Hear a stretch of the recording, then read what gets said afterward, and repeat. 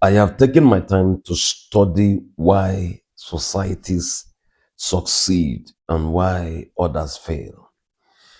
And I came to this conclusion that there are many things that make a society to be stable economically, in all ramifications. There are many things, many factors that make a society to be good, for people to enjoy quality of life.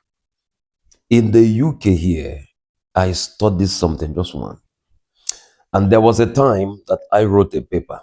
We co-author a paper. And we try to look at what is the trouble or the problem with Africa. And Chinua Achebe said, the trouble with Nigeria is bad leadership. And I could remember a writer called Abubakar Jimba. Abubakar Jimba said the problem or trouble with Nigeria is the trouble of followers, because you can't have bad leaders without bad followers. Because every leader was once a follower, was once a citizen. So if the citizens are bad, they will churn out bad leaders. But if the citizens are law abiding, then they will churn out, they will give birth to law abiding leaders, because no leader falls from a vacuum.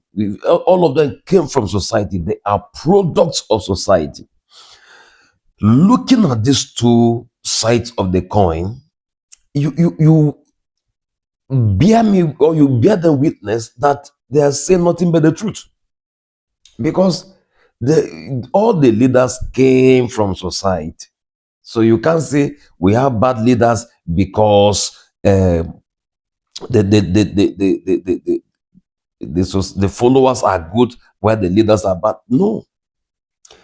Before Tinubu became president today, there was a time that he was not, he was a student, or he was just a normal person. Then he went to school, entered politics, and then became leader. Then he is what he is today. Before the governor of any state in Nigeria became a governor, they were once followers, they were once citizens, they were not in the corridors of power.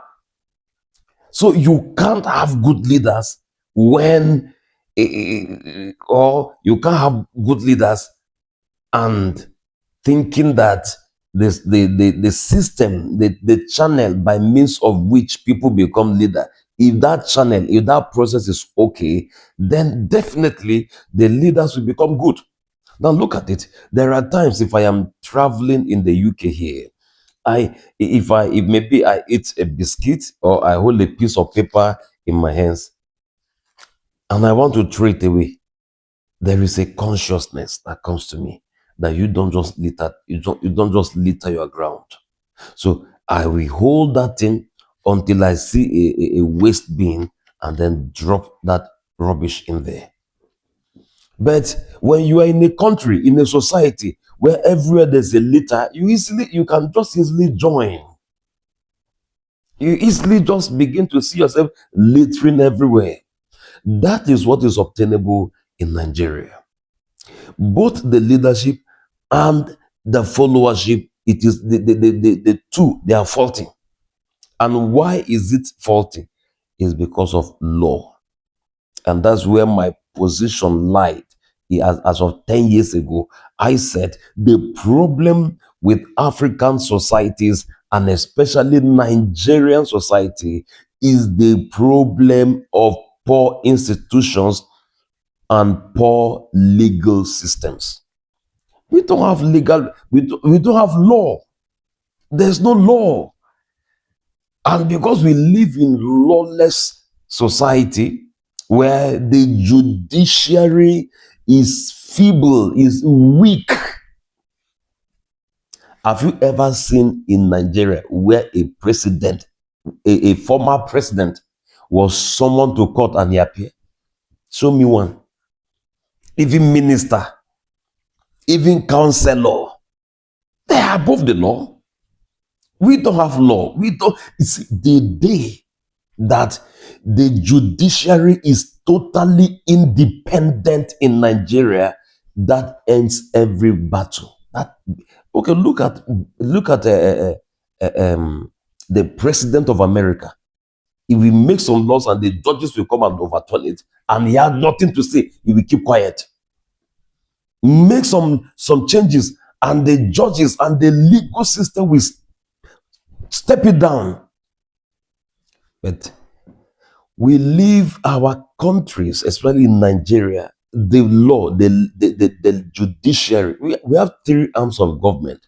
It is the executive, the legislative, and the judiciary. The judiciary and the legislative, they are very weak.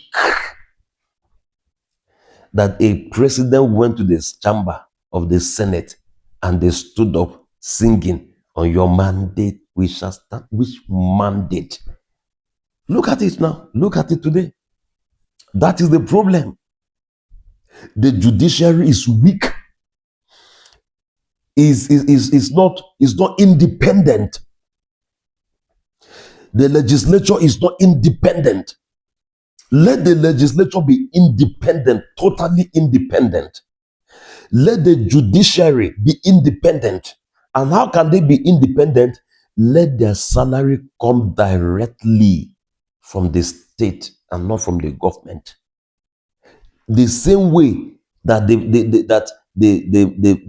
salary of the president comes to him, let the salaries of all the judges in Nigeria come directly from the federation account.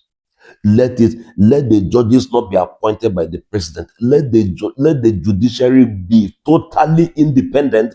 Let the legislature be independent, totally independent. Yes, there could be, like the legislature, the independence of the legislature might not be total, because sometimes, as a particular party wins election, there's a kind of interference, or the supremacy of the political party could interfere, or because of the party could decide to go in a particular direction, and a senator, because you are a product of a party. So if not for some of these things, if the judiciary especially is independent, and they should have their judiciary police, a police system that is not, of the federal government. No, it's not manned by the government. They have their own system of, electing or selecting their leaders, the minister of judiciary, or everything that has to do with the judiciary. They should be in charge. There should be a system that they have hierarchy, that people can maybe go, and it could even be for you to be the chief justice of Nigeria. There should be general election.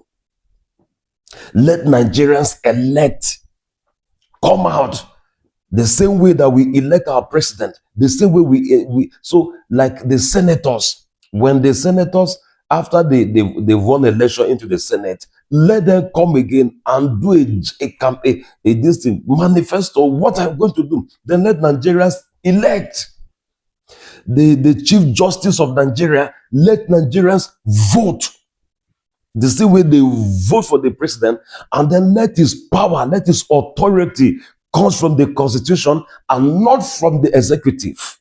You are going to see. Because now, he who pays the piper dictates the tone. In all the state of Nigeria, and this thing called immunity, that governors are in power, nobody can touch them. No, remove all those things. If you're not doing well, let the judiciary be functional. And equally, I will equally suggest, if for Nigeria to move forward from now till the next 50 years, let's say from now till the end of this century that we are in now, no leader should spend more than 5 years in office. The president, governor, senators, if you after 5 years, pack your load and go. Pack your load and go. Yeah, after 5 years, pack your load and go. And then the law, the constitution of Nigeria, the legal framework that activates the country. We have too many laws, so many legal frameworks, the laws are too many. The constitution is too choked. And equally, the judges and the judges, the language they use to write their sentences, their verdict, they use verbose language, simplify everything. For instance, a political party brings an issue to you, write in clear terms. Number one, this person, you are out of office. Write it in clear terms. Let the constitution be written in clear English. And let it not be too many. Break it down, simplify it. All these electoral laws, they are too many. Simplify all these things. Just the whole God of this world gave only 10 commandments. 10, only 10. The INEC just have 10 laws. Everything, simplify everything. The problem with Nigeria is that we hide corruption in legalistic language. We make so many things difficult for people. So all I am saying is that let us reform our legal system. The legal system in Nigeria is too compounded, is too ambiguous. And that is why politicians are manipulating it.